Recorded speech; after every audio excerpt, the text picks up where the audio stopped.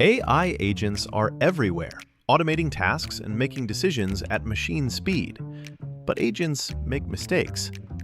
Just one rogue agent can do big damage before you even notice. Rubrik Agent Cloud is the only platform that helps you monitor agents, set guardrails, and rewind mistakes, so you can unleash agents, not risk. Accelerate your AI transformation at Rubrik.com. That's RUBRIK.com. This is ODAT Chat, your instant connection to recovery and community, one day at a time. This podcast may contain strong language, sexual content, and spiritual truth. Listener discretion is advised.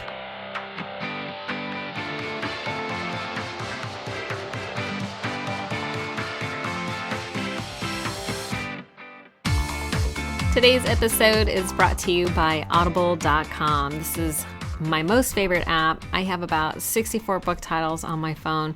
I don't listen to the radio that much anymore. I listen to Audible books when I'm driving or going to the grocery store or shopping at the mall or whatever, or laundry, who knows. So I just am obsessed with, obviously, with this app.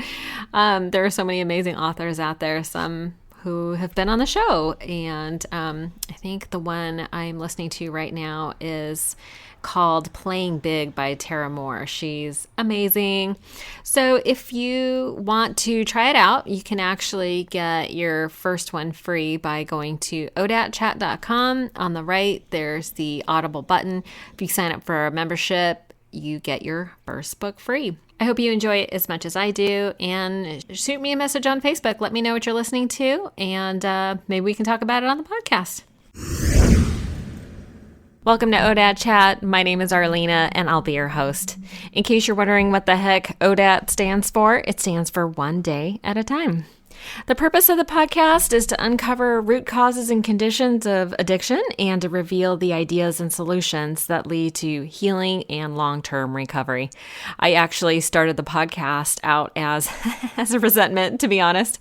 I heard Joe Rogan and his guest discuss a mutual friend's alcoholism, and their ideas about the disease were so uninformed, it made me a little crazy. This is really my attempt at providing a platform for us to tell our side of the story and maybe educate the ignorant. Sorry, Joe. So there you have it. And in an effort to understand all paths to recovery, I invited my friend Michael Mason to the show. Michael shares how he was able to overcome his addiction to marijuana through a program called Celebrate Recovery, which is a Christian-based program. I had heard of it, but really had no idea how their process worked, so I invited Michael onto the show to talk about how it compares to traditional 12-step programs and, his experience with that. So Michael also shared the details of what life was like growing up with a father who sounded extremely strict and, neglectful, abusive, really, and how it affected Michael's self-esteem and his siblings growing up. And listen, I'm just grateful to him for being so open and for being willing to share his story and educating me and my listeners about Celebrate Recovery. So with that, please enjoy this episode with Michael. Well, Michael, thank you so much for joining me on the ODAT Chat podcast. Thank you for having me, Arlena. I'm excited to be here. Great. Listen, you have a voice for radio. Oh my goodness. I've never heard that before. Thank you. I appreciate that. I'll have hear it all the look time. into doing something about that. Yeah. So, what's great is, we met, I was a host of a sales podcast, and it's still on iTunes, but that's how you and I met, was through our mutual love for podcasting. You also have a podcast on sales. Yeah, it's funny. I was on the search for what I like to call elite sales professionals, and in my search, I found you, and we turned out to have an awesome interview, and you were a great guest on my show. And the rest is kind of history. We've kept in contact. It's been over a year since we did that interview. And it's been awesome keeping in contact with you. I mean, you and I, we've shared things that have been going on as far as our careers. And we've both had some ups and downs in our careers over the past year, successes and defeats. And you've been a huge encouragement and support to me. And you let me kind of vent. And you've done the same with me as well. And I think we're both better for it. So it's a great relationship that we have with one another, and because of that, I'm honored and consider myself very privileged to be on this podcast about recovery. Yeah, listen, and it's a topic that's near and dear to both our hearts. And it was so interesting the way it even came out, right? Because we met in a professional setting, and I don't typically discuss recovery in a professional setting unless I become friends with someone, and it was just interesting how the conversation, how it came up casually in conversation that I was in recovery and that you were also in recovery. And that's why I asked you to be a guest, because you do recovery a little bit different than I do. I want to learn. So you got sober through Celebrate Recovery, is that right? That is correct. Yes. Celebrate Recovery is the organization that I not only go to as a member, but also am a facilitator of a small group there as well. And yeah, it's certainly changed my life, and it's helped me to overcome a number of what in Celebrate Recovery we like to call hurts, habits, and hangups. Hurts, habits, and hangups. Oh, I like that. Okay. The issues of life, as we call them. Issues of life. Yeah, because we're all recovering from something, I think. But I'm definitely I have lots of questions for you about Celebrate Recovery and how all that works. So we'll get to that. But I typically like to start the podcast out with a little bit about your background. Family of origin stuff is always fascinating to me, because I feel like it's in our early childhoods or maybe even later on that things happen, and sometimes it's traumatic. A lot of times there's like a lot of trauma that we don't know how to cope with, and then enter drugs and alcohol or a myriad of other things. But so I thought we would do is sort of start at the beginning, and maybe you can just tell me a little bit about what your family of origin was like. Sure, absolutely. I love to share that with you. So I'm the oldest of 4 boys, no girls. 4 boys? I didn't know. Yes. Oh, my God. And we're all pretty close in age. So I have one brother that's 1 year and 1 month younger than me. The third brother is, I think, about 3 years younger than me. And then the youngest of us is 5 years younger than I am. So we're all pretty close in age. And all 4 of us grew up with the same mom and the same dad, all in the same house. Wow. And I'm an 80s baby. So I was born in 82. And so we spent, I know, right? We spent our youth partially in San Jose, California. That's where me and my brother that's 1 year younger than me were both born. And actually the third brother was born in San Jose, California as well, too. So we spent probably the first third of our youth in San Jose with family on my mother's side. And then we moved to Dayton, Ohio, to be close to my grandparents, my father's mother and father. And we spent a portion of our youth there as well. And then we moved to Phoenix, Arizona around junior high school. And we've been in Phoenix, Arizona ever since. My youth, it was fun, but it was also very challenging and difficult. And you made a great point, Arlena, about how the traumatic events that happen when you're young, they seem to spring up in your adulthood, and the issues of life that you're struggling with as an adult can probably be traced back to things that happened in your youth. And I say that to set up the conversation about my relationship with my father. So even though my parents, we all had the same mom, same dad, we all lived in the same house, my father, he was verbally abusive and emotionally detached. I didn't know that term as a child or a youth, but now as an adult and having gone through some recovery and reflecting back, I can identify these things. And then my mother, she was an amazing mom, but she was a nurse, so she was working and going to school at the same time. So mom was not at home very often. And so, that was difficult as well. But the biggest thing for me, I think, just speaking about myself and my youth, is I wanted love and affection and attention from my father that I didn't get. I was into sports, for example. I was a big athlete as a youth, and if you played any sports, or even if you did any activity, the most important people that you wanted to see you perform were your mother and your father. And sure. My mom, she couldn't make it most of the time because she was working or she was in school. And my dad, he just voluntarily chose not to attend. And so it was very heartbreaking to, I can remember my senior year in high school, the last home game of the year it was like the game where the parents would come to the game, and and they'd be celebrated, and my parents weren't there, and that was emotionally scarring. I had colleges recruiting me all over the place, and there'd be basketball tournaments that I'd need to be at so that they could see me, and my dad, he wouldn't take me. He'd make me stay home. So there were just all these. Whoa. Yeah, it was pretty devastating, and it didn't just affect me; it affected my brothers as well. But kind of keeping the conversation on myself, being the oldest, I spoke out the most about the frustration and the treatment, and we had lots of verbal arguments. At one point in time, he kicked me out, and I stayed with my grandparents because he bugged me, just to say the least. Right? I couldn't understand why he treated us the way that he did, with the verbal abuse and just the emotional detachment. And it was just little things he would do and I'm in high school and I've got a 8 o'clock bedtime, or In high school? yeah, and I get it. He was in the military. Maybe that has something to do with it. His father was in the military.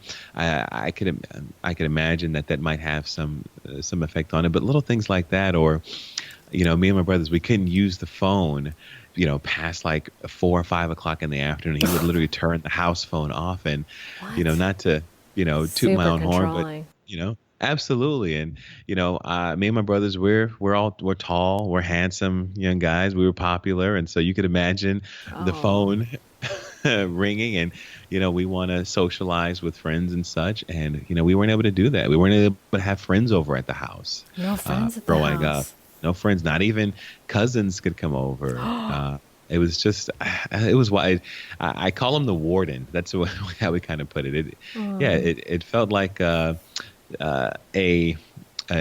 weird form of slavery growing up, and Prison. that's probably a better way to describe it. It did feel like prison, and it was really challenging. And the biggest and most traumatic event that I think happened in my youth, and this was, I believe it was my first year of college. Him and my mom, they were together, but they weren't together. Like, they lived under the same roof. But again, there was no emotional connection there. And I just had this sensitivity about things. And I just had this feeling something was about to happen between the two of them. I didn't know what, couldn't really put my finger on it, but something just didn't feel like it was right. And I just had a feeling something was going to pop. And we had a family reunion on my mother's side of the family, and we all went to a park where we held the family reunion at. But he didn't go. Which wasn't uncommon. I mean, even my family on my mom's side, I mean, they really despised him because they knew the way that he treated us. Oh, and sad. yeah, I know, right? But to top it off, we come home from the family reunion, and half the furniture in the house is gone. He's gone. All his stuff is gone. He just packed his things and left, and didn't say goodbye or anything like that. He just, oh my God, where did he just go? disappeared. I'm not exactly sure. He didn't go far. Let's put it that way. Oh, okay. He didn't go very far. He stayed in Arizona, and it was probably the most anger and frustration, bitterness, rage I've probably felt in my life. And I am one of the most cool, calm, and collected individuals you'll probably ever meet. Mm-hmm. And, that move it brought out so much just disgust, for my father. And for, I don't know, 3 or 4 years, I didn't see him or hear from him, but I carried, all of this, baggage from my entire life experience with him, especially that event. And it's interesting. We were having a family, I think it was a Thanksgiving dinner at one of my aunt and uncle's house one year. And in walks through the door my dad. No way. And if you could have saw the look on my face, and if you took my temperature, I mean, my blood was boiling. I mean, it was one of those situations like, how dare you show your face? Just waltz back in like nothing happened. Right, exactly.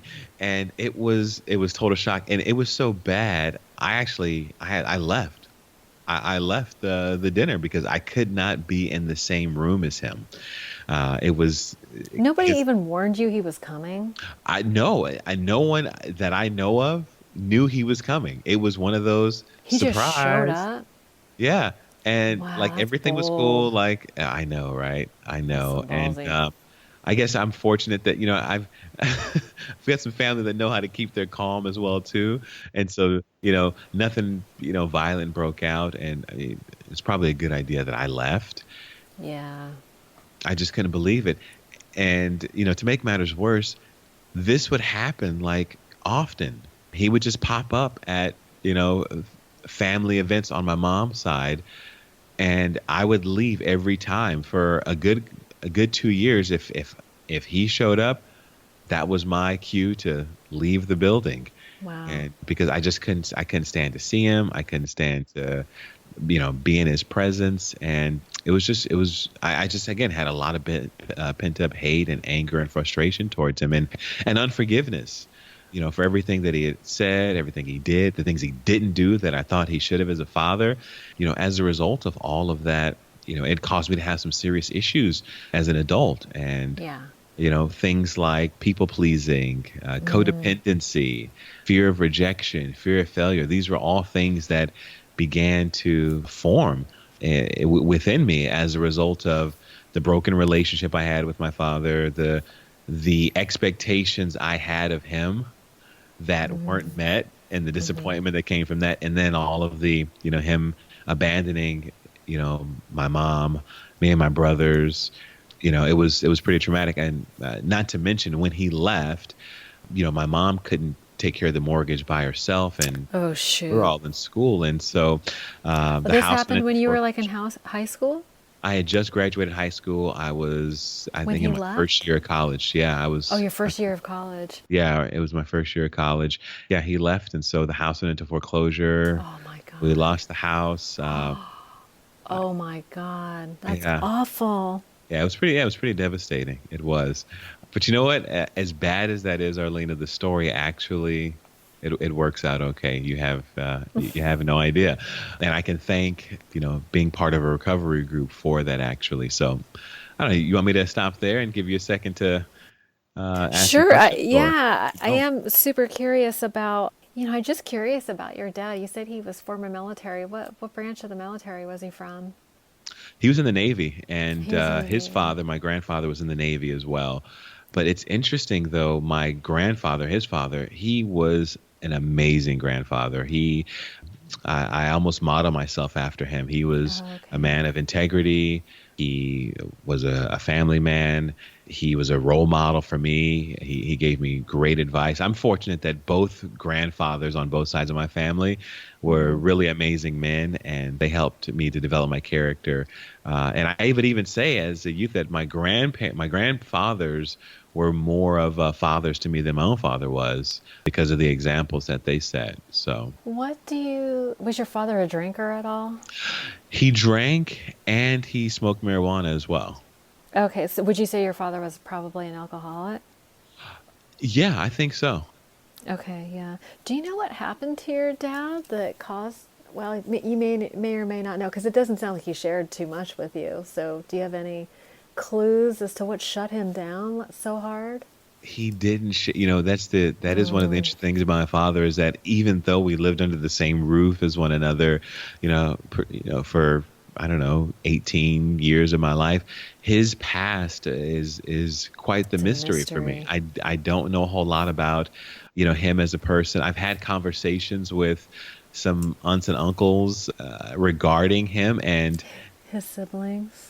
yeah, and they had some similar, things to say about him, that as a teenager, and when he was in college, he was, I don't know, he was just Just different. always this way. Yeah. Yeah. Yeah. Oh, that's interesting. So, your mom being the nurse and being absent, did you ever hold her responsible for the way you and your brothers were being treated? Like, were you upset? Did you ever like get mad at her for not either sticking up for you or leaving or trying to bridge that gap between No. you and the boys and and your dad? No, I never did. My mom, I saw how hard she worked.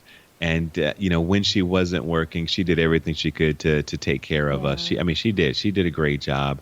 I never held her responsible for the actions of my father or the circumstances that we were dealing with, because she Absolutely, was yeah. going through it as well, too. I would see them argue and fight, regularly. She knew the way that he treated us and she stuck up for us. She did not support his behavior in any capacity. And so I felt like, her and my brothers, we were all on the same team going through this, this Yeah. traumatic experience You together. never questioned her staying or... Oh, absolutely. I remember very clearly having a conversation with Mom, and I'm like Yeah. a junior or senior in high school. I'm like, Mom, like, Yeah. what are you doing with this guy? Like, why? Like, it's not where I remember having that, that heart to heart with my mom, and she didn't say anything that I can recall. But I certainly remember having that conversation with her, like, he's not good and for wanting us. better for your mom. That must have been a So hard conversation for you to have with her. it was, yeah, it was definitely tough. We had a really good rapport, me and my mom, and it's funny. And now as adults, we have so much in common. She's a very laid back and relaxed, and kind of a Hakuna Matata, no worries kind of a person. Just like, the issues of life just kind of roll off her back, and she just kind of rolls with it. And Yeah. she's very even keeled, not too high, too low. And I think that I got that from Yeah, her. and it 'Cause seems I'm to a lot me like like that when there too. are people with really strong personalities, it's almost like their equal opposite has to be present. You know what I mean? It's like it almost sounds like she was your father's equal opposite. Yes, they were Yeah. absolutely yin and Right? yang, Because without nature is question. always seeking balance, right? And it's like you can't have two talkers. Like you don't see two talkers married to each other. You know what I mean? Absolutely. No, I know. It's funny. I make that joke about me and my wife because we're total opposites. We're total yin and yang.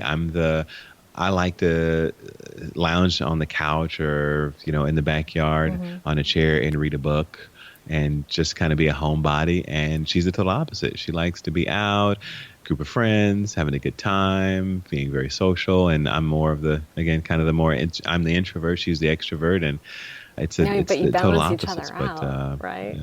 Yeah.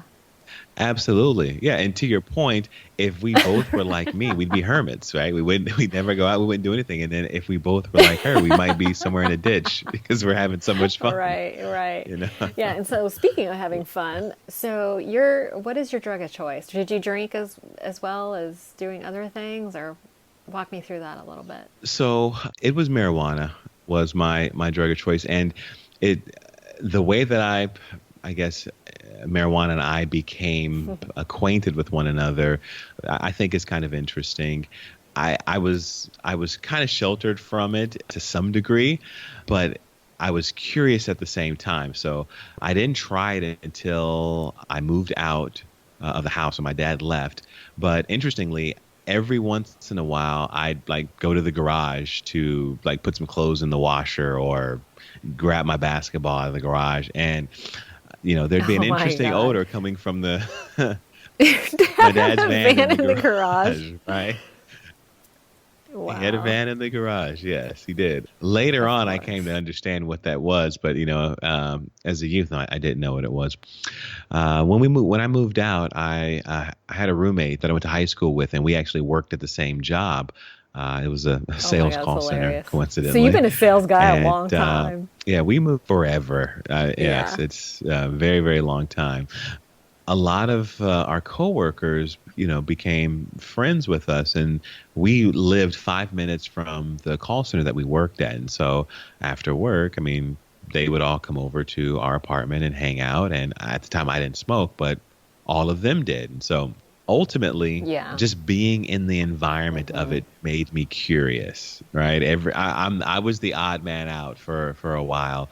They respected it. They would ask. You mean ask meaning but they if wouldn't, they could smoke in your house, pressure me in any or way. they would ask you if you wanted to partake? Yeah, they'd ask if I wanted to partake, and for a while I was like, "No, I'm good. It's not my thing." But again, that exposure to it, it's almost like if there's, if you have a food addiction, if there's food in the Eventually. house, like it's gonna kind of, yeah, calling you. And eventually I found myself like, Sure. wanting to fit in. And I think that's what a lot of it had to do with, is wanting to feel part of a group. And it's that whole fear of rejection thing that, I now know that, I've struggled with for a while. And so ultimately I tried it, and it eventually became a regular daily habit where, my roommate and our friends, they smoked. And so I'd partake Yeah, with I them as smoked well. non-addictive marijuana for And many that's kinda years. how it started. Yeah. It's funny how they say that. It couldn't be further from the truth.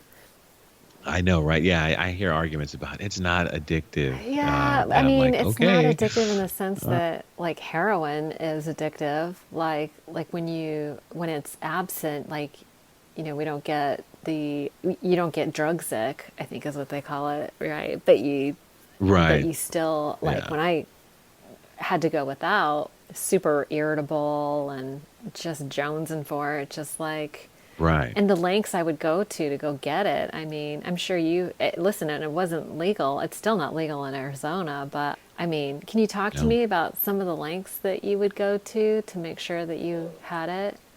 Yeah, I mean, me and my roommate, I mean, we would drive long distances to get some. I mean, we'd phone a friend that knows a guy that knows a guy that knows a guy. I mean, we'd find neighbors in the apartment complex that, smoked, and we'd go over there, and it was their house, Hang out with people and you don't smoke. I mean, it like, was pretty crazy. oh, Absolutely. Yeah. Yeah. I can remember being in some shady places with some, questionable you're so individuals. nice. Questionable. Yeah. Yeah, I used to hang out with some downright dirtbags just to make sure. Like, I mean, the lengths I would go Yeah. to. I remember living in an apartment complex, and our neighbors. Yeah, I mean, they talk in the books about seeking lower companionship, and it's like those lower companionships, they had something over your head too. And I remember just these people making me hang Absolutely. out with. There was like a married couple, and they made me hang out with them forever because they didn't want the other neighbors to think that they were selling weed. Everybody knew. Oh, but they'd make me hang out with Yeah. them. Oh, it's terrible. It's Yeah. pretty obvious. Yeah. I mean, and it got so bad. You bring up a memory, Oh, and let's I'm hear so it. This is embarrassed what I of want to it hear. too. So me and my roommate, we moved out of our apartment at one point, and my grandmother, she had a house, and she was renting it out. She had moved out of it. It was just a rental property of hers. And so me and my roommate, we moved in, and we would smoke, and I mean, the house, I mean, it was pretty much ours, and we'd smoke and do pretty much whatever we wanted to do. And mind you, we're early 20s. And one day, me and my roommate, we're getting high, we're getting smoked out. Oh no, Grandma. And guess who knocks on the door? Grandma. No. Just to check on the house, and we are both freaking out. The house smells just absolutely terrible. We're blown out of our minds, and Grandma's ringing the doorbell and wants to come in, and we had to hide everything, and try to get somewhat presentable, but there really was no presentable. My roommate, on the other hand, it was fine with him. He could just go in his room and close the You had to door and not face come Grandma. out. I had to actually address my grandma. I had to face Grandma. And I tried to be as normal No as I cigar. possibly could. And not at all. My grandmother, she's an amazing woman. And I think she knew, Oh, she didn't call you but out she on didn't it? say anything. She didn't call me out on it. Yeah, my grandma. She's so nice. She's one of the nicest ladies I've ever met. She is, but I just, in the back of my mind, she wasn't born yesterday. I think she knows what was going on, but I think it was so much shock. And that's the other thing too. Not only am I the oldest son, I'm also the oldest grandchild as well. So, she looks pretty highly on me, and I think it was more shock than it was anything. Right. She You were didn't the know what good to kid. say. Did she take you to? Did you guys grow up in So- the church? We did, yeah. Actually, I went to church with her. Me and my brothers went to church with her as kids. My mom and dad, they grew up in the church. However, when they became adults didn't and they go. had the choice whether to go or not, they didn't go. However, every Sunday morning they Oh, did isn't make that sure we funny? went with our grandparents. So I hear that a lot. Yeah, The irony, the yeah. irony, Oh, that's right? interesting. No, that's humiliating when grandma, Yeah, when you're baked out of your mind and grandma shows up. Lord have mercy. I That's know. bad. It's so embarrassing. And you know what? It's she never brought Bless it her up though. heart. It's been, I don't know, 15 years if not more, and she never brought it up. And No, I'm that's so thankful good. for that though. So it doesn't sound like any. So what happened that made you decide that you needed to stop doing that? Like, how did it become a problem for you? Uh, Panic attacks, anxiety attacks. Yeah, yeah, that's and that did it in for me. And I don't know if it was my conscience or my inner being, speaking to me, telling me, look, this is not for you. But I can remember a couple incidents where I had major panic attacks. This feeling of fear came over me that I was going to be Oh stuck my God. high forever. So you're saying that's a bad And thing? that was not So- for me it was. right. So hey, call me crazy, but for me Okay. that was scary. I after a while I was like, okay, I'm good. I'm ready to go back Right. to my normal state. This is getting a little bit too weird. I'm feeling and seeing things a Oh, little bit too yeah. differently.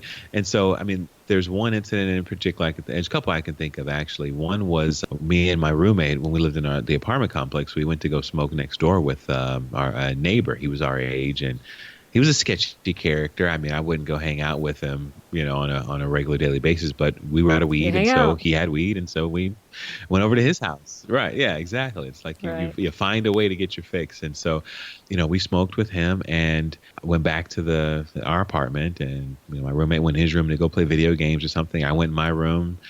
I don't know what was in whatever we smoked from him, but it just made me completely paranoid, and the anxiety and this sense of I'm not gonna ever come down. I'm gonna be stuck high like Right. this, and it just freaked me out. And I was just like, I never want to feel like that again.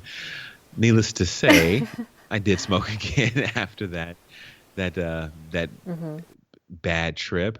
Uh, but another situation was, I smoked and I felt that anxiety again. And this was actually another Thanksgiving. It was like Thanksgiving Day, and we were going over to my then fiance, now wife's parents' house for Thanksgiving, and I was baked out of my mind, and I just felt like her dad could tell I was He's just gonna kill high out of you. my mind, and yeah, right. Exactly. My future father-in-law, and I'm baked out of my mind at his house for Thanksgiving, and it was embarrassing, and it was kind of disappointing. Like he didn't say anything to me, but I felt a sense of embarrassment and Right. disappointment. Like I'm better than this, and I shouldn't be doing this. And it's situations like that.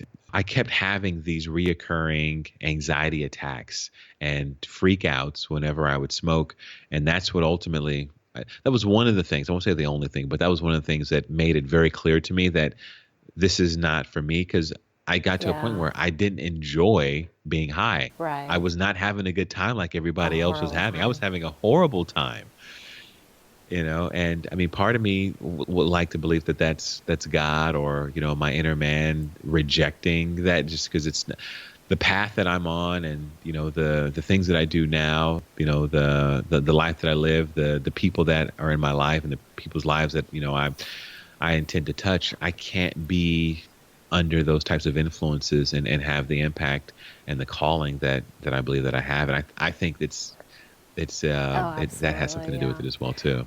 And did you find though that you were having difficulty stopping, even though it was causing you a lot of problems? Is that why you turned to Celebrate Recovery? Ye- Yes, it was a problem. I think it was Hmm. because of the environment I was in. This is like this is like 2005 to 2010-ish. I was the people that I spent my time with, like my friends, my coworkers, my roommate, like the people I spent the most time with, they all smoke. So it was always around me. And that made it hard not to, participate in it. I did not have the same kind of willpower in my early 20s as I Right. have now in my mid 30s. I was not, I wasn't as comfortable as I am now with who I am and, what's important to me. I didn't have core values and principles in my early 20s. I just wanted to fit in with I wanted to be part of something. I didn't want to be alone. You know what I mean? And so that led me to be very easily, persuaded into, doing things that I really didn't want to do, but I did to be, part of the, part of the crew, part of the group. And that's all part of that. Not be rejected. People pleasing mentality, that codependency. Yeah. Codependency and, wanting people to like me. So that was that. Now, Celebrate Recovery, it was interesting how it came about. Me and my fiance at the time, now wife, we started going to church. Like, I grew up in the church, but after I moved out, I didn't have anybody that made me go to church. And so for several years, I didn't go at all. But, after one of those major like anxiety, trips and freakouts, a friend of mine invited me and her to church, and it was just out of the blue. It was like, it's my birthday today, and the only thing I want for my birthday is for my friends to go to church with me. And I hadn't been in years. Me and her had never been together, but it just felt like the timing was like perfect. Like we didn't even think of it. We were like, absolutely, yes, we'll be there. And so we went to this church, had never been to it before. Her and I had never been to church together. Already? She actually grew up. No, we were not married. We had been boyfriend and girlfriend since high school. So I did marry my high school sweetheart. Oh my God, that's adorable. I married my high school sweetheart, and we weren't married yet. We were together as boyfriend and girlfriend for 10 years before we actually got married. I think it was at least 10 years. We got together in 2008. We were married in 2007. So almost 10 years together before we got married. But anyway, we went to this church, and we had never felt so much love and compassion from total strangers like this ever. It was just the most comforting and amazing feeling. It was just, it was unbelievable. These total strangers, they greeted us, they welcomed us as if we were family. And it felt amazing. It was felt like you were transformational. Home. Yeah, absolutely. And then the message, I can't exactly remember the specifics of the message, but the message just lined up with where I was with my life and, wanting to make some changes and some transitions and, feeling like my life had way more purpose than I was actually giving myself credit for and allowing in my life. And I really resonated with that message. And so after that, we never went back to that particular church with my friend, but we immediately started going to church with my grandmother, the one that caught me, super high in her house that I was renting out. And it was the same church that she took me and my brothers and my cousins and my whole family to when we were little kids. Oh, wow. And so we started going, and the first Sunday we were there, it was like something out of a movie. The pastor, he started his message off right where the other pastor ended his message at. They just like went together, and we both looked at each other like, this is weird. Like, what's going on? This can't really be happening. Like, we both were like, did they have a conversation with one another? Did they know about us? Us, right. And it just felt like he was talking directly to me. Isn't that amazing? And it was transformational. Through that, we started going to this church. It's called First New Life. I started, connecting with the youth, the young adults there, the teenagers, the junior high school kids, the high school kids. They were fascinated by me because I'm super tall and I played basketball and how tall are you? I wore cool shoes. I'm 6'4", which is not that tall, but tall. It's tall in the sense of, average, height for guys, but I'm a pretty tall guy and played basketball. And so they were fascinated by that. I wore cool shoes. I wore like Jordan. So things that like young, teenagers were interested in. And so they gravitated to me, and it was interesting. High school was really interesting. I had a really interesting experience in high school. I didn't smoke during high school because I was an athlete. I played basketball. So that kept you no drinking in high school even? Did. No drinking, no drugs, I didn't party obviously because I couldn't go out of the house, right? I didn't get invited to any parties, or if I did, I didn't know about them because my dad had the phone off the hook. Right. He was so strict. So he kept you out of trouble. Yeah, I think so. I think so. I guess that's If one there's a thing I silver can take away from lining that out of that experience. Yeah. nightmare. Yeah, that's one silver lining. Another silver lining, just to, since we're talking about that, is that experience with him. It has, I believe, it's made me into the father that I am today. Absolutely. I'm a better father because of the experience that I went through. I know what I went through, and I know I wouldn't want to put any child through Yeah. that kind of I experience. bet And you're a so, great for me, dad. I would like to believe my two kids would say How so. old are your Yeah. So. children? My son just turned Oh, 6 cute. last month. Yeah, and then my daughter, she's 9, and she'll be 10 next month. Oh, sweet. Yep. But yeah, there's a silver lining, I guess, Yeah. to our relationship, and there's more to actually our relationship, and I'm gonna get to that as well. It does have a happy ending, and Celebrate Recovery does have a lot to do with that. But ultimately, I got asked by the church if I'd be interested in working with young adults. It was perfect because, again, going back to high school, even as an adult, I never forgot what it was like being in high school. There were just so many like pathways that, you had to maneuver. Yeah. There was so much peer pressure. Right.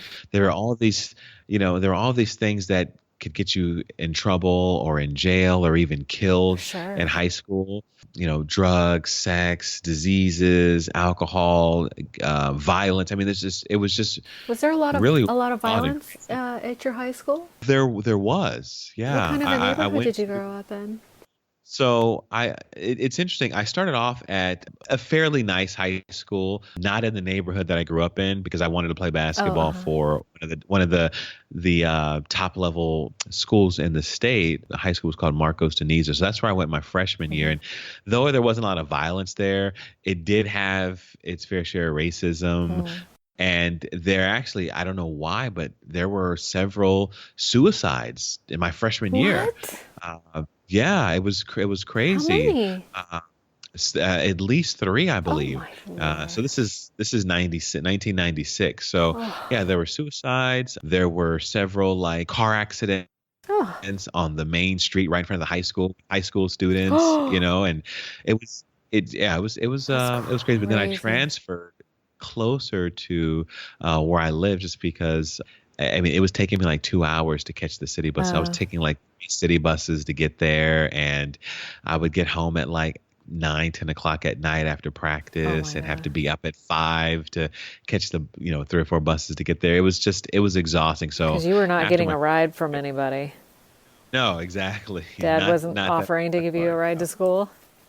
And no, he was not. And mom Jerk. couldn't because at school or at work. So yeah, it was up to me. And so Wow. I made the one of the main reasons why I went there. One was basketball, but also I didn't want to be in.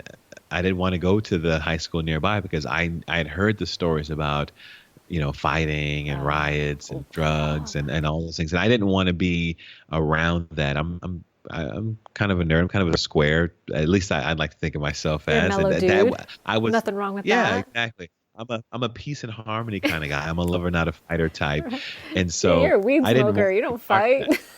that. Right. Yeah. It's all peace and love, man. Right. And You a hippie. but yeah, exactly. But I had to, I had to I had to do it because I just couldn't take the travel issues anymore. Yeah. And so I went, and I think like my first day there, it was like something like right out of a movie. There was like a riot, and SWAT teams on campus, and I mean there were blacks against Mexicans and kids throwing garbage cans and fighting. And I mean What? it freaked me out. I was like, what did I sign up for? Right. But, I was there, and it was pretty crazy. But that experience, I saw all the issues that, students and my friends were going through. And, that stuff resonated with me even after high school was over. And, not to mention I met my wife there. And so all wasn't bad. But I say all that to say that that experience, I wanted to encourage and support the youth and the kids from the community that went to the church. And so I heard a voice in my head one day when I was there that was like, you need to be a part of this. You need to be a part of this. And so I you're not going to be effective in being a mentor and an inspiration and motivation to these young people unless you deal with some issues in your life. I heard a voice tell me that. And then I had a guy, I kid you not, I had a guy walk up to me that was like the facilitator for Celebrate Recovery, which I hadn't heard of at the time. And he asked me, he's like, hey, you should come to Celebrate Recovery on Tuesdays. And I'm like, Why? okay. Yeah. I was like, okay. And he's like, just come. And he became my mentor shortly after that. And I did start going to what I didn't know at the time was a recovery group. Oh, But interesting. He saw right through your right. shenanigans. Yeah. Yeah. Wow, that's It was amazing. crazy. Did he later then tell you that he could tell you were high? No, he didn't. Like, No? no, I guess I've been fortunate that either I don't, What is up with I these don't get codependent outside, people? or them, yeah, not wanting to tell me. I've never had anybody call me out on it. I guess I've been fortunate. Well, you're tall and scary, maybe. Yeah. Wow, that's amazing. Okay, so he pulls you into Celebrate Recovery, and you start getting your act together. Now, I know very little about, so I'm 12-step oriented. So can you break it down for me, like how Celebrate Recovery works? Absolutely. So Celebrate Recovery, it's a Christ-centered program. It's all founded on like biblical truth. Okay. Celebrate Recovery, like AA, it is a 12-step program. Oh, it is. Yes, it is a 12-step program. It has 12 steps. Okay. And they are biblically based 12 steps. And if you put them side by side to your AA 12 steps, they are very, very similar. I guess the biggest difference is that these have a biblical foundation behind them. There are also 8 principles in Celebrate Recovery as well, and those are based off of the Beatitudes, which you can find in Matthew. That's where Jesus has a conversation where he talks about a number of different things, and they are very, very similar. You would be surprised how much in common Celebrate Recovery, or CR as we call it, have with AA 12 steps. Oh, okay. Yeah. One major difference is that it's not limited to alcohol or drugs. Celebrate Recovery has no limits and no boundaries to what hurt, habit, hang up, addiction issue of life you're dealing with. So it can be, a drug addiction. It could be a sex addiction. It could be a food addiction. It can be codependency.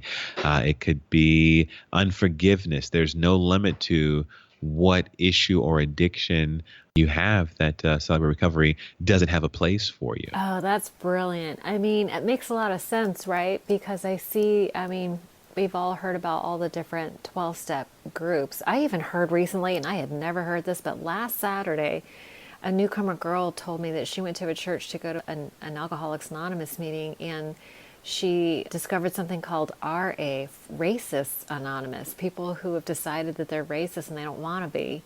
Bless their hearts. I had never heard of such a thing. Have you? No. Is my head in the sand? Listen, that's not even in my realm of issues, right? So I'm happy for them, but wow, I was like, I love this idea that CR covers all addictions, mostly because even in the big book of Alcoholics Anonymous, they say that alcohol is but a symptom of a deeper problem, right? And the 12 steps are designed to get you to root causes and conditions, which has nothing to do with alcohol. Absolutely, yeah. And you said it right. It is. It's the fruit of a root, a seed that was planted long before. It's just the result of the issues of life. And I think that's another reason why with Celebrate Recovery it's more broad as far as the description, as far as it not being just addictions, but it could be hurts, like, again, unforgiveness, a habit, right? Like, smoking cigarettes or smoking marijuana, a hang up. It can be, it's very broad. And I think for me, it helped me to realize that there can be a challenge or an issue in your life, and it's not limited to drugs and alcohol. Right. Yeah. Yeah. No, I mean, it's so funny because, I'm 12-step oriented. So You hear people talking in meetings a lot about playing whack-a-mole, right? Like your character defects pop up, and if you don't deal with the root cause of whatever it is that's eating at you, we may not be doing drugs or drinking alcohol anymore, but there's certainly I remember when I first got sober, they told me to watch out for switching addictions. The whole, like, you could listen, I wish I could have exercised or worked too much, because then I would have been in great shape with a bunch of money, but that was not my get down. The only thing I do in moderation is recovery and exercise, it seems like. But no, I get it. Yeah, that makes perfect sense that they. So let me ask you this though: if you go to, what is the form? First of all, what is the format of a Celebrate Recovery meeting like? Sure. That's a really good question. Normally, they start off with what we call fellowship, and it's kind of a meet and greet where, everyone is basically coming in to wherever you're having it at. I mean, it can be, a lot of times it's held at a church, but sometimes it's not. It's held at, youth centers or community centers. I mean, you can pretty much hold it anywhere, even at someone's home for that matter. And we'll do a meet and greet. And then, at least where I go, we start off with an introduction and a welcome to first-time visitors. It's really important that if someone's there and it's their first time, you make them feel comfortable. You make them feel welcome and invited, and no pressure, of course. Right. And then we'll do a couple songs that. Oh, they're singing? They're singing. Yeah, there's praise and worship. So there's usually a couple of songs. Okay. And they usually have something to do with, victory or freedom and, breaking free from, the issues of life or salvation and things of that nature, healing and restoration. Mm-hmm. And then we go through the 12 steps. And so we all stand up and we have them on a screen, and we all read the 12 steps and or the 8 principles to celebrate recovery. And we'll have a big group lesson where everybody is, in the same building together, and we'll either watch a testimony from someone that has gone through all 12 of the steps, or we'll have a speaker that will actually talk about one of the steps as they're broken down into lessons. And then after that, we'll break up into groups. There are groups for females only. There are groups for males only. And then we have a group for teenagers, one for male teenagers, one for female teenagers. So very similar to AA, you will never see male and female in the same share group. They are all separate, and male and female. I really like that idea. Yes, for many reasons, I'm sure Although, yeah, many reasons. But there's no co-ed meetings?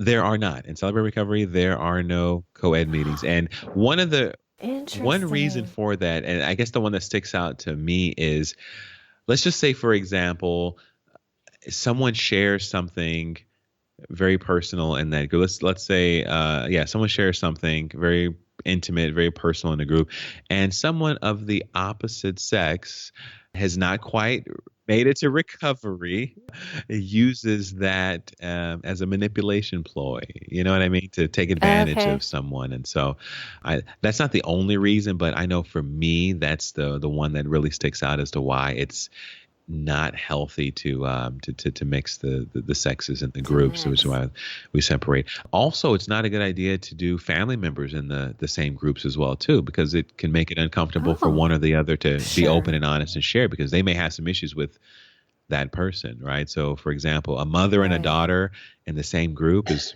probably not going to be a good idea. And so we also we try to separate family members as well, too, for obvious reasons. Right, that's interesting. And do you, the Celebrate Recovery get, so like in 12-step meetings, people will be sent there by the court system. Yes. Do you guys get people? We do. Really? Yes, do? Adults and youth are sent to Celebrate Recovery. So we have several regular people that come, and it's part of their recovery or their legal responsibilities for whatever their issues are. Men and women that are part of group homes, sometimes even whole group homes, come to meetings as well too. Oh, wow, that's amazing. It's interesting though. I attend a lot of meetings that are mixed. I do love the women's meetings because you can be more vulnerable. I think, just my personal opinion, I'm not speaking for anyone, but I tell you though, I get so much from the men too though. There's so many men who have really amazing recovery, people that are very charismatic, that carry such a powerful message. I feel like my recovery would be lacking had I not had their perspective and their wisdom. And, I think I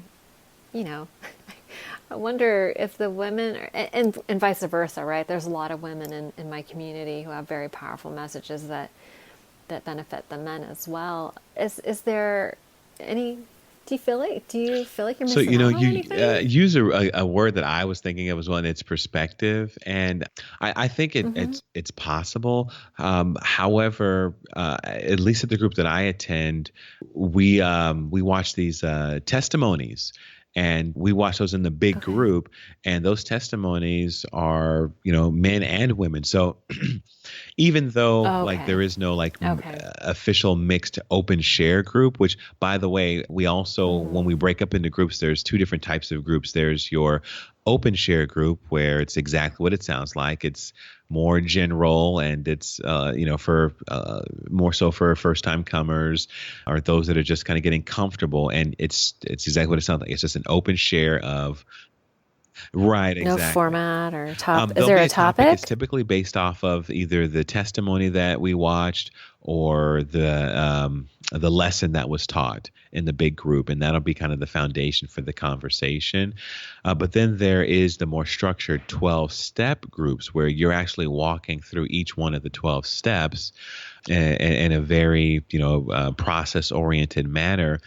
I believe it's on the 5th step. That's when you do your inventory. And this is where you begin to outline the people that have hurt you in your past or in your life, and the people that you have hurt in your past and your life. And you begin to start putting together a plan of, asking for forgiveness and, accepting forgiveness, as well as writing your personal testimony, where you essentially tell your story in front of the big group of your life and the struggles and the addictions that you've had, and the how they've affected your life, and the transformation, the recovery that has taken place through walking through the 12 steps of CR. I have a question. So, and I try not to say AA, but anyway, and so step 4 in Alcoholics Anonymous is about writing the inventory, and then step 5 is sharing it with someone else. So are you saying that people are basically sharing they're doing their 5th step at group level? Yes, as far as sharing it, yes. And in CR, Really? the 4th step says we made a searching and fearless moral inventory of ourselves. And so that's where you begin that process of, exactly, that's the writing part. And then it's later on in step 8, you make a list of all the persons that you've harmed and, become willing to make amends to them all. And then at the end of it all, ultimately, you give your testimony, and you're not obligated. We don't make anyone give their testimony, but typically, once you've made it through the 12 steps, you cannot wait. You're so excited. You can't wait to share your story and the transformation that's taken place as a result of it. So people are not sharing as they're going through the process. The sharing doesn't happen. Oh no! In done. your 12-step group, absolutely yes. So yes. So and again, it's very structured. There are study guides and booklets for going through the 12-step process. And you're not doing it one-on-one, like with a sponsor. You've used the word mentor, which sounds like the equivalent to a sponsor. Is that a fair actually, statement, in or? Celebrate Recovery, you have both what are called sponsors and accountability partners. And so a sponsor, for example, would be someone that has already completed the 12 steps. And yes, they are in a lot of ways like a mentor. They've been through the experience. They're there to hold you accountable, make sure you're following your steps. There's someone that you can go to if you're on the brink of a relapse or you have relapsed and you need some help getting things back together. And an accountability partner is someone that is on the same level as you are. And so you guys kind of hold each other accountable, whereas the sponsor is more like a coach, and accountability partner is kind of like a player on the same team as you. Okay. Oh, I like that. Sure. I Yeah. have another Ask away. question for you. I'll have many. You mentioned relapse. So in Celebrate Recovery, if somebody relapses, do you start them over at step one again? Yeah. In most cases, yes. It kind of depends Okay. on circumstances, severity of the relapse, what it was a relapse on. But if they're going through the 12 steps, yes, it's best to have them start from the beginning. Just start over. So because Celebrate Recovery covers so many things, I would imagine that there's some gray area. So does it just depend on the person and their mentor to decide, okay, I think I should start over? That feels like a relapse that warrants starting over from the beginning. Like, how is that decision process? So most Celebrate down? Recovery groups that I'm familiar with, they have a team of individuals that are facilitators, and there's also a director over the Celebrate Recovery group. And so the leadership will come together, and I know where I'm a facilitator for the youth, we have every month, we have a leadership meeting where we talk about what challenges we may be facing in our groups, issues like somebody relapsing and what the best next steps are and how to handle that.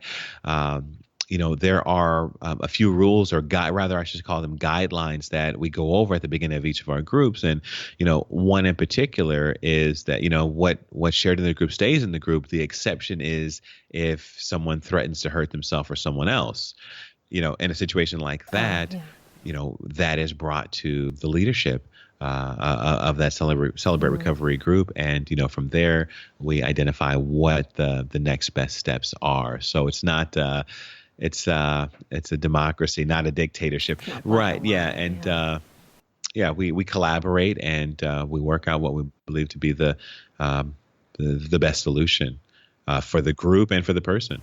And is that in the presence of the person, or the discussion is happening without that person being present? That typically happens just within the leadership. And however, there are circumstances where the person can be brought in to have a conversation with their facilitator and the director. This way, they all understand what next steps are, and there's full disclosure between the individuals that are involved. Wow. Yeah, that sounds like what I'm familiar with as a group. Exactly. Type Yes. Of thing. Yeah. Yeah. Oh, very cool. Oh, that's fascinating.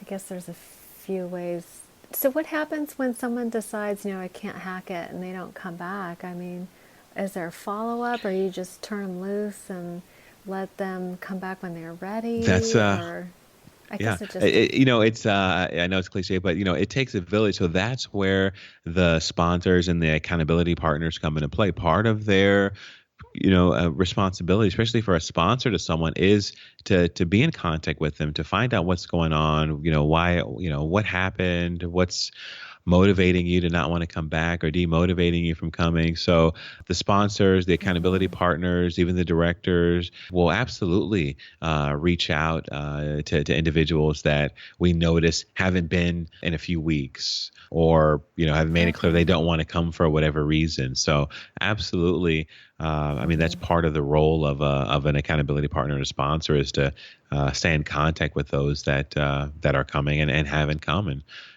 Try to do what you can to encourage them to come back. I have mixed feelings about that, because with some people, I tend to sponsor a lot of women, but I'm sort of I have a little speech when I agree to sponsor someone, and part of it is I will absolutely meet you at your level of intensity, but I will not carry you. You know what I mean? It's I don't have the time or the energy to try to talk you into something you don't want to do. I agree with you 100%.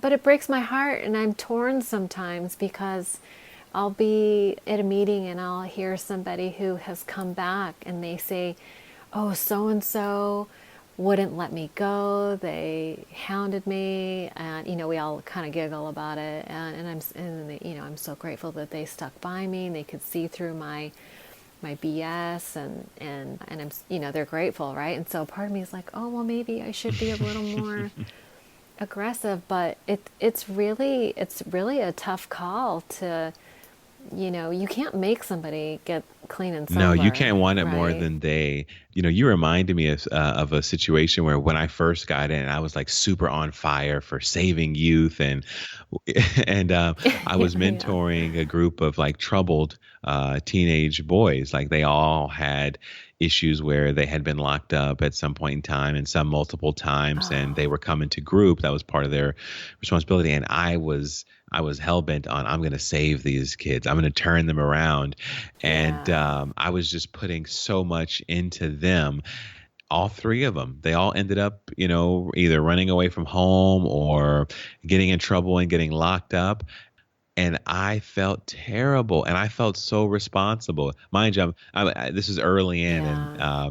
I learned a lesson from the director at the time, and they told me something very simple but very profound. They said, "Support, don't fix." Support them, Yes. don't fix it. Yeah, because you know what? I have done. Here's where I know I'm crossing the line. When I lose my peace, that means I'm taking an Yeah. appropriate responsibility for someone Yeah. else, and I got to reel it Absolutely. in I agree.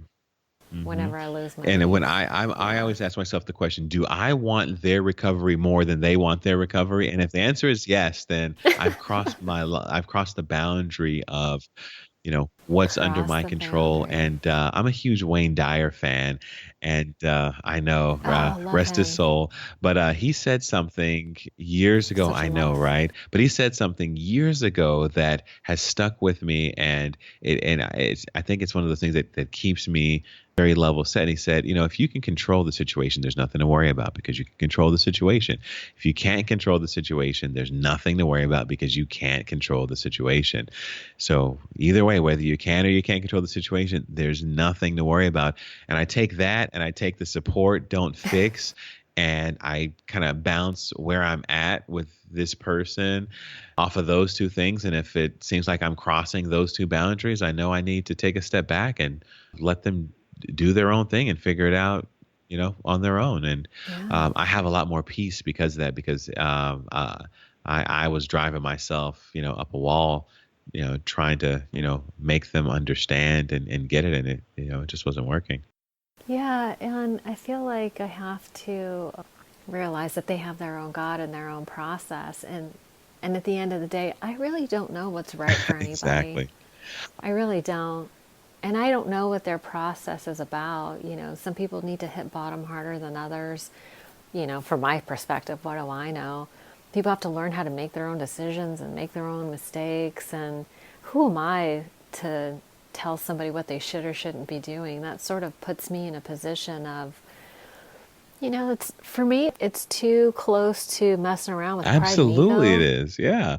I mean, if you Yeah. reminded me of another saying that we have, and when we are in like control issue mode, we have to say, "I'm Uh-huh. not God," and that's what that really is. Is when you're trying to Yeah. make someone, yeah, you really Trying are to trying play to play God. God. And the other thing that I always think about is I can barely manage to control myself. How could I possibly control and make somebody else do something, right? It's like I can't fix I know, me. right? It's like you're in How am my I going head to right fix now. somebody else if Yeah. I can't fix Yeah. myself? And you know what? I love that thought, because you know where else that applies for me is in forgiveness. When I'm working on my character defects, I like to do this process called if you spot it, Mm, you got it, right? And so the process, I'll just, loosely, is that if typically this happens in some kind of relationship, whether it's a family relationship or a work relationship or a friendship, where something comes up, right?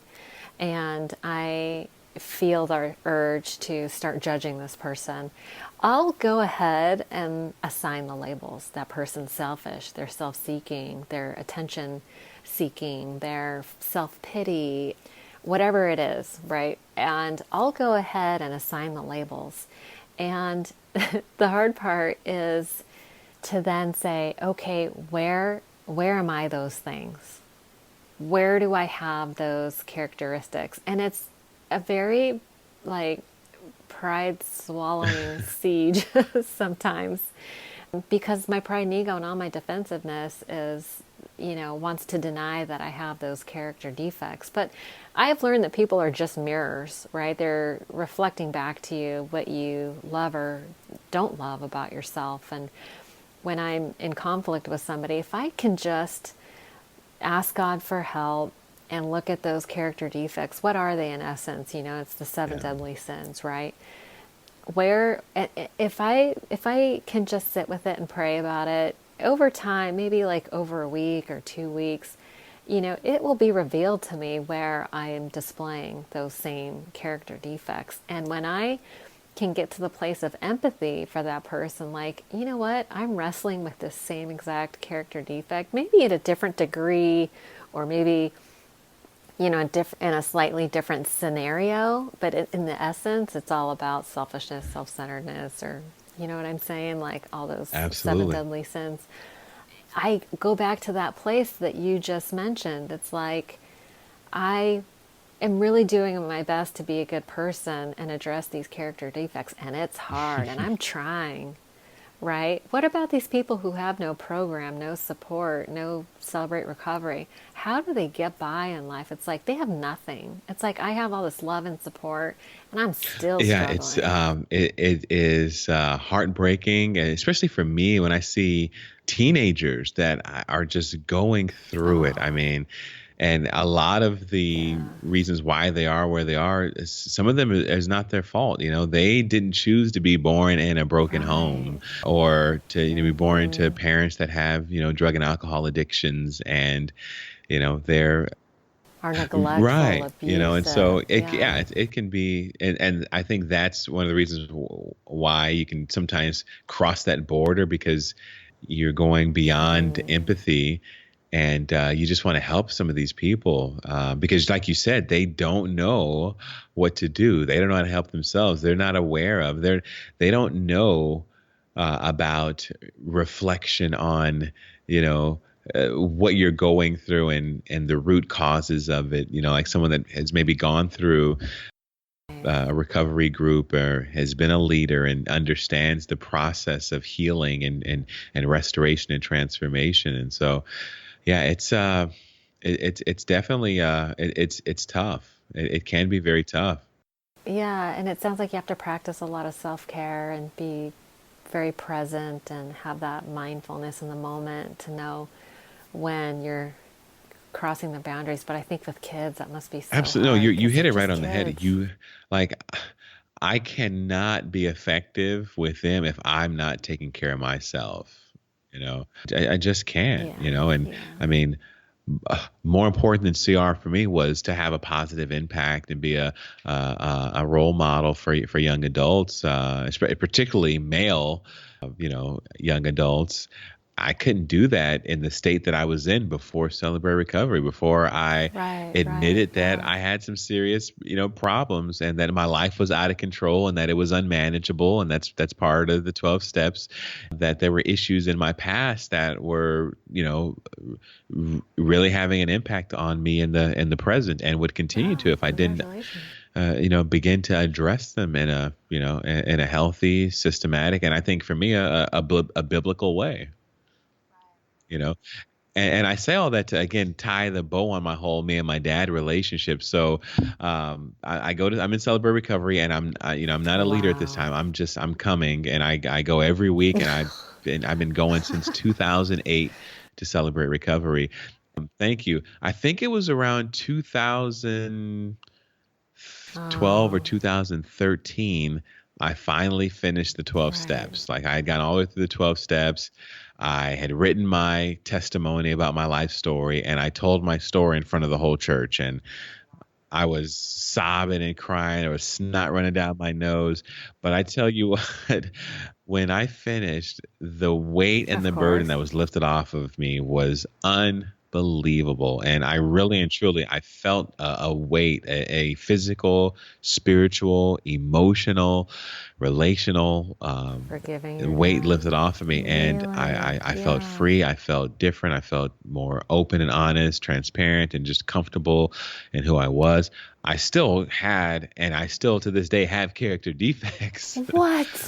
But that process was Michael, very are freeing. you free of that, all that resentment? One of the hardest things Wow. about that process That is a was miracle. forgiving my dad, which I did. That was the hardest one. I did. I genuinely and sincerely forgave him for everything that he did. Wow. And today we have a healthy relationship with one another. Really? I'm not sure joking. he's a Yeah. different person too now, right? I am. I absolutely am. I don't think about it. I don't hold Did it he- against him. He did was he ever over get my any house help? for my son's birthday, actually, in February. He was over here for the party, and Oh. you know, You don't think you'll ever sit him he lives down like and ask 10 him minutes what down the happened to street from him? me. And so, we talk on the phone. He texts me all the time. He texts my wife. He's feel, very different. Yeah, He's you just feel at peace. he's You the just same feel guy, at but he's peace so with it, and you different. don't need to know. He's so much cooler now. And I don't know what happened to him. I don't know. Again, his life is still a mystery to me. Yeah. Of And course. Yeah. you know what? I never thought about it, but it's not impossible. It could definitely happen. Right. Yeah. It sounds like what you're talking about is just really true Yeah, acceptance. I think that's what it's. You Part know. of me, I can sense in him. He knows what Courage he to change the did. things he's I can doing. sense the disappointment in himself, and for me, it's just like I can handle it, but I don't need it to be free. If that makes any sense. Yeah.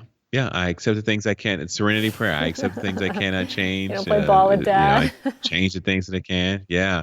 I've been able to do that with him. And that wouldn't have been possible without Celebrate Recovery. There's no way that I would have been able to let go of, all those things that happened in my youth. And, but I can say now that I have. And I mean, don't get me wrong. It's not like we're playing catch with each other. Or, we're not reliving. Yeah, we're not reliving things that we didn't get to do as father and son when I was, Absolutely. And as long as you have in peace, high school, living at home. But again, we have a that's healthy really what dialogue with one matters. another. He's come over to the house and hung out and, played with his grandkids. And, we've had talks and, That's a I've, beautiful I've thing. helped him out with, a few things that's here really and there. beautiful. And so, Wow, I've learned so much about Celebrate I think those are Recovery. signs of Thank you so much for true sharing forgiveness that. and acceptance of. We're coming up on our time, and I have so many minutes. We might have to do. You know what I might do is go to a Celebrate Recovery meeting, and then maybe we'll do a round 2, and I can ask you some more questions. Because I bet if I went, I know I got to check it out now. I'm gonna go to all the things. There are many ways to get sober. There's I think it's called Refuge. I want to say Refugee Recovery. I don't think that's it. It's like Refuge Recovery. There's so many different programs You should. out there, but and I want to learn about all of them. I'm sure that they all have things about them that different tools to help people recovery, and I'm all about the solution. So I'll go to a meeting and check it out. We'll have to do round 2, but I usually wrap up the podcast with, since it's ODAT, meaning one day at a time. And I suspect I know the answer to this question, but do you have like a daily or weekly routine that you follow that helps you stay sober? You know what? I am a man of routine, and my daily, kind of rituals or routine, so to speak, it does keep me sane. So, like you and I were talking before the interview, I'm one of those crazy people that whose alarm goes at 3 a.m. in the morning every day, even on the weekends. Yeah, 3 and I start. a.m. Ooh, I think that's a certain kind of sickness. But let me tell you, I start my day. I get up at 3, Okay, and you're I go to the early. gym, and the gym is, for me, it's physical and mental exercise and emotional exercise. Help me. It really de-stresses me for the day, actually. And so I go to the gym, Sure. I come back home, Yeah. take a shower, I pray, meditate, I read a book I read a chapter of a book, whatever book I'm reading. I'm always reading a book. nonstop. I make myself breakfast, and then I get dressed for work. And on my way to work, I'm in the car. I don't listen to the radio. I listen to podcasts on, if it's not sales, it's something that has to do with, well-being or spirituality, something of that nature. And that process, before I get into the office, I'm like ready and set to go. My mind is focused. I have my intention set for the day. And for me, that routine, having a structured day, keeps me from, slipping and sliding. It's when I don't have an organized structure that it's easy to, backslide into things like obsessive overeating. I know we didn't talk about present issues for me, but obsessive compulsive overeating is something that I've struggled with. Obviously, I've talked about codependency and fear of rejection and fear of failure. So to help neutralize those things, I say affirmation, prayers. I talk about what I want, not what I don't want. I speak, about those things, and those are all just everything that I do. There are ways to keep me in the state of mind for optimal performance. To be the person that I aspire to be, and I believe that God has purposed me to be. And I can always tell the difference when I don't follow my normal routine, or if something happens unexpectedly that throws me off my routine. I can always kind of tell that things are a little bit different. So that's my process. Yeah, I love it. You and I are a lot alike. I have lots of books. They're everywhere. I'm always knee deep in books. Always trying to feed my. And there's so much good information out there. I mean, I have a resource list on the ODAT Chat podcast page, just because there is so much good information out there, and my mind wants to chew on the negative stuff, and my mind left to its own devices will start thinking about negative things. So I always like to feed my brain something positive for it to chew on, instead of defaulting to something negative. So yeah, I totally get it. Good deal. Well, listen, Michael, thank you so much for your time. Thanks for educating me on Celebrate Recovery, and I'll have to go check out a meeting and report back. Please do. I can't wait to hear your thoughts. I really can't. I'm looking forward to talking about it. Yeah, it'll be awesome. Yeah. Great. Well, listen, you have a great night. Thank you so much, and we'll talk soon. Okay, thanks, Arlene. Have a good night, too. See you later. Okay, too. Bye-bye.